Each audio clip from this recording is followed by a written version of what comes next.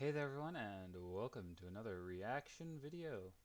Today we are going to be reacting to why everyone needs to read the Jurassic Park books, which I actually would say, which I would actually recommend. I actually have the first book myself and it's a great read and a lot more satisfying deaths in that.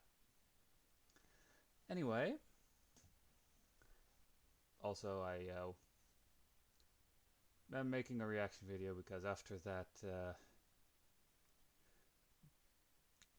that bullshit from yesterday's stream of Dark Souls, yeah, I feel like I need to chill a bit. So, no streaming today. Anyway, let's press play and see what's gonna happen, shall we? I already know some of the scenes in, at least in the first book, that they actually didn't use in the movie. But let's just say it would have had like a more adult rate. The movies would have had a more of an adult rating, or only for adults because of all the gore and horror and blood and all that stuff. Anywho, What's going on, guys? Hope you're all doing well. Now for today's video, I wanted to talk about the foundation of what Jurassic Park is and how this brand was both made as well as how it grew to be so big today. Over the last few alright. years, I've done several videos on scenes from the books that science fiction writer Michael Crichton wrote but got omitted from the films. But now that the final film in the Jurassic World trilogy has been out for a while, I hope I wanted to can go over actually the show entire those franchise and scenes its from the movie relation to these without getting novels. copyrighted. So if you're a fan of the movies or someone just interested in learning more, here's why I think more people should I'm a read fan the of the Jurassic movies. Park My books favorite and where they're movie actually when I was still growing up was massively Jurassic important Park, for the funny brand. enough.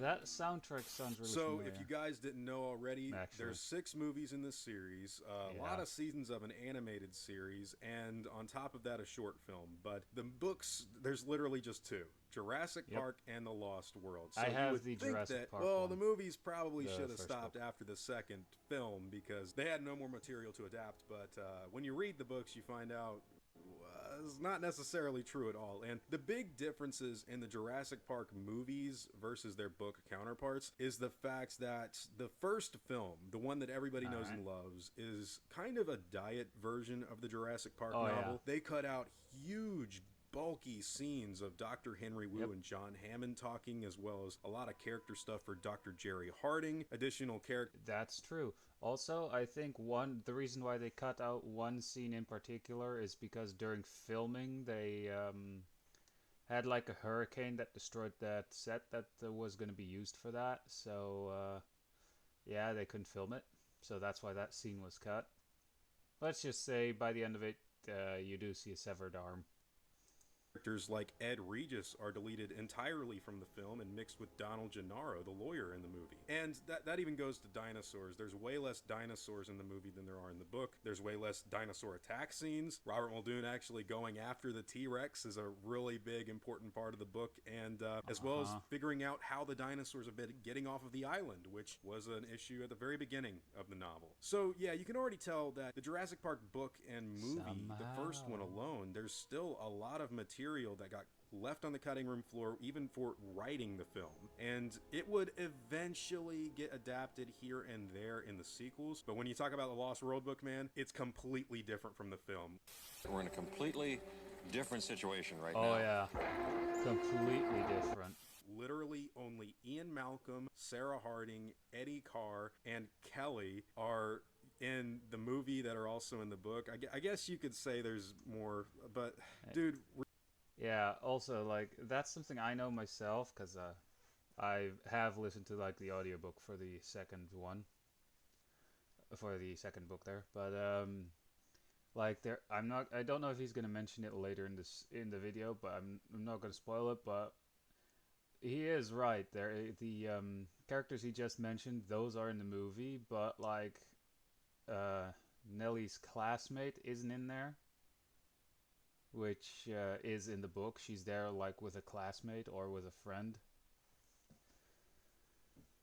Which, yeah. Anyway, Eddie Ka is actually, if I remember correctly, because it's been a while since I've listened to that audiobook, The description of Eddie Carr in the book is like he's essentially really buff. He's like a buff, nice guy. Realistically, they're completely different things. I mean, the Eddie Carr in the book and the Eddie Carr in the movie, nothing alike. Oh The yeah, Sarah Harding in the book and movie are pretty different. And on top of that, Kelly is not Malcolm's daughter in the book. We never got to see Dr. Levine. We never got to see Doc Thorne. The trailers going over the cliff are at the very end of the book, and even then, it's radically different because you don't get Dodson in the movie. You don't get the dinosaur egg snatching in the film. It was kind of oh adapted yeah. in Jurassic Park 3, but not really at all. And Actually, Dodgson dies it's in radically the second book. different as far as the stories are concerned. There's no Roland Timbo in the book, no T-Rex in San Diego. There's not even an operation to take dinosaurs off the island and put them into a Jurassic Park in the mainland. The Lost World book and movie, they're completely different things. So what happened here? Yeah. They took the books and they spread the material across all of the films. I have no idea why they didn't do a straight adaptation of The Lost World at all. In fact, They I should think that do would that, have actually. been perfect Nowadays, for Dominion. But in the end, that nowadays, if they ever plan on rebooting, like, or making like something completely fresh, I would literally say just fully adapt every scene in the books.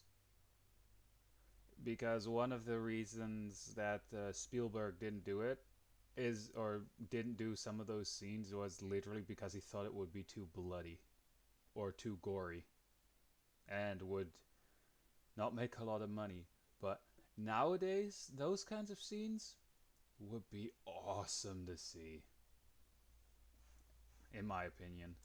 That is the one that has had the most material just excised from it completely. There's barely anything that really translated to the movie counterpart. So I do think you're going to be getting a lot of new material and information, dinosaur attack scenes, and all kinds of fun stuff in the books if you've never read them and just seen the movies. But one of the more important things that I think you're going to get out of them is the morals and warnings of Jurassic Park. Because while this is something that was prevalent in the first couple films, they've really boiled everything down to just animal rights and corporate greed bad, humans saving dinosaurs good, as far as the last 3 or 4 Jurassic Park films are concerned. This was something that was in the Lost World, but the dinosaurs were still I pretty didn't like vicious in that that movie and scene would with the kill you dog. no matter what. They weren't kind of viewed as these immaculate creatures that you couldn't harm, whereas some of the later films, it seems a little ridiculous as far as grounded realism goes. And the whole point of the warning of Jurassic Park is that we shouldn't play God. It was that we should not clone these beasts for profit or ambition or anything like that because we know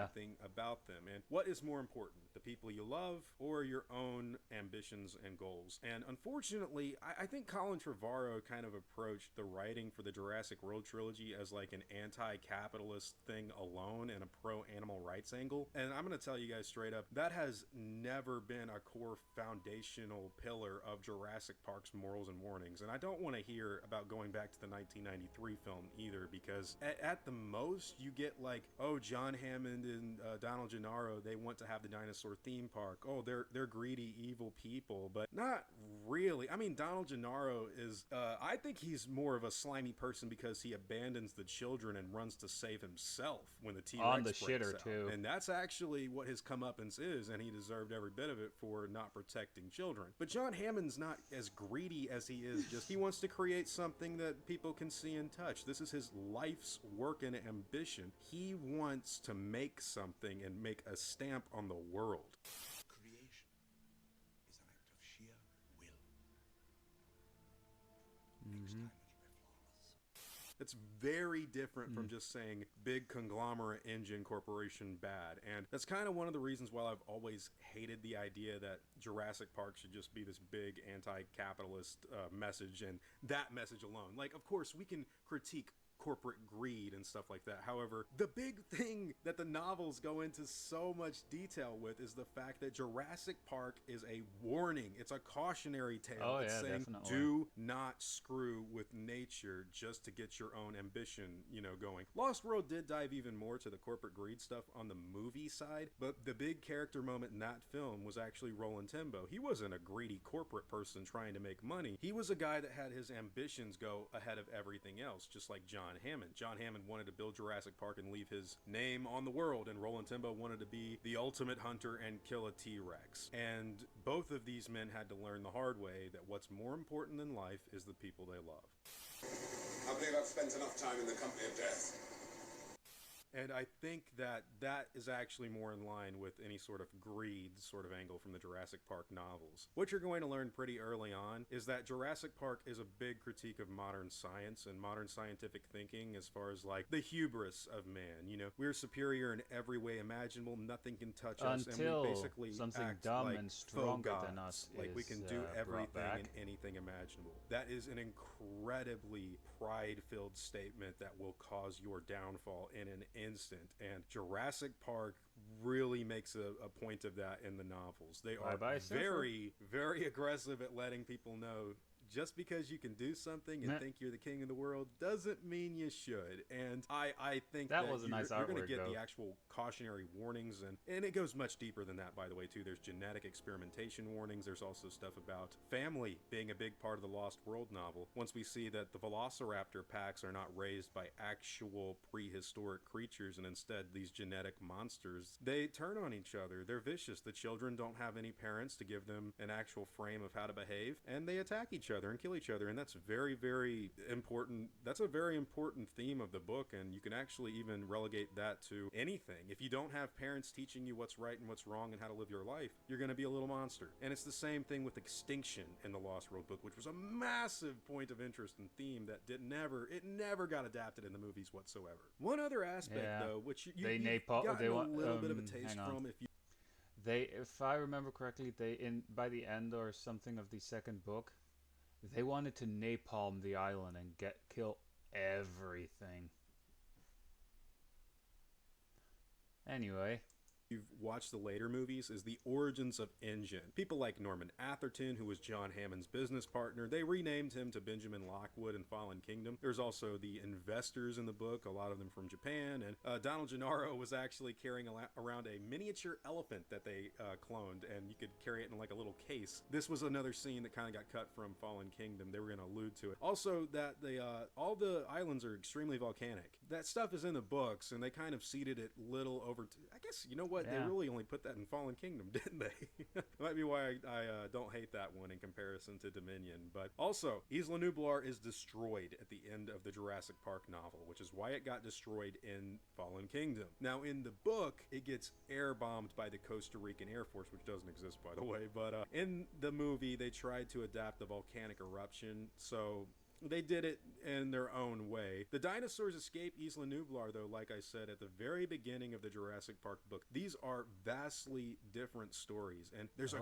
great scene in Michael Crichton's first novel where Alan Grant, Ellie Sattler, and Donald Gennaro locate the Velociraptor nest, and they've been breeding rapidly. They all run out to the beaches where they all look like a flock of birds migrating. They're watching this cargo ship pass by, and you can tell like immediately, oh my god, they've been doing this for some time. Like, they've been breeding and sneakily getting on ships and escaping to the mainland even before the characters like Ian Malcolm got to the island to critique John Hammond. It is an eerie part of the book that I would love to see adapted in a film. We also see why that threat of dinosaurs in the mainland was so serious to begin with. I know a lot of people complain like, oh, we would kill them immediately, they're no threat. And I understand why you say that, but the whole point of Jurassic Park is for people to think that they are on top of the world and then to get destroyed by Mother Nature, who bites back even harder. You know, that's the whole point of this franchise. And the books were more intelligent because it wasn't just the dinosaurs attacking and killing people that was the problem, but there was a big deal with disease from the animals, specifically something called DX, which kills you. You get bit, you die. Or at least that's what happens to the animals. We later learn that it's not that deadly for humans, but it's a big scare. And, you know, you can tweak that if you ever want to do like a very serious threat on the mainland. I'm shocked Dominion didn't adapt that, especially during COVID. You have the primary scary thing that would be people racing to get some sort of antidote to, and they abandoned it in favor. 100%. If they actually did that during COVID, you would be 100%. You would have some of these conspiracy theorist nut jobs saying, "Oh, see, somewhere on an island they actually do have cloned dinosaurs and blah blah blah, and that's where COVID came from." You know, 100% you would have you would have had morons like that. Of locusts. I am shocked. But Steven Spielberg changed a lot of these movies. He changed a lot of The Lost World. They had already Yeah. had ideas going in place for Jurassic Park 2 before the book was even published. So you can see that these things were Or kind of that working the in tandem, third and book, barely or anything the from the third second book movie got script, adapted. Much or the third movie script being written as it was being filmed. That is an odd one. less like a lot of the scientific stuff from the first novel, which, that's leaves a big question as to why the Lost World Jurassic Park was changed so much in the movie. And the simple answer is they just already had ideas in store and went with those instead of what was in the book itself. And the actual Yeah. reasons the Jurassic Park sequels, in my opinion, have had so many issues, and I don't hate them, you guys know that, but like, I think they really needed Michael Crichton. I've done a whole video on this before in the past, but Michael Crichton and the cautionary warnings that he brought to this series, that stuff should have been kept intact when they were making sequel films. And because they abandoned it in favor of, we gotta liberate the dinosaurs, we gotta save Littlefoot's mom, oh no.